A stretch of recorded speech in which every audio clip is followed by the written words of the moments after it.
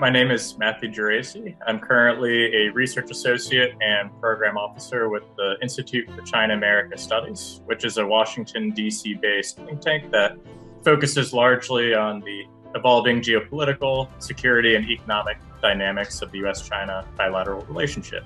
As we recall, on November 10th, back in 2021, the U.S. and Chinese governments supposedly surprised the world by releasing the U.S. China joint Glasgow Declaration on enhancing climate action in the 2020s.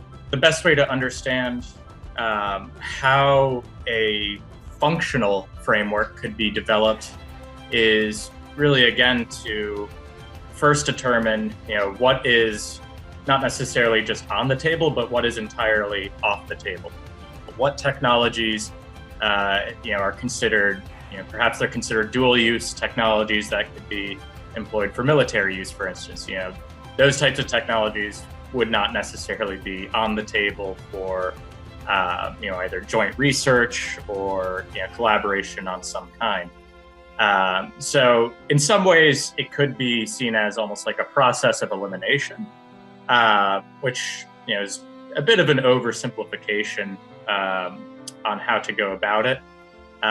But if you can't understand what is and isn't okay for us to pursue, then it's really difficult to answer the question. All right, well, what is it that we can do?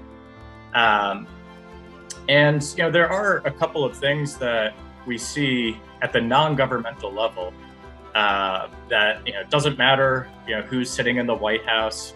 It doesn't necessarily matter as much where the bilateral relationship might be. There has been, over the last several decades, joint research between the U.S. and China on these less contentious issues, whether that be in research bases in the Arctic or the Antarctic regions,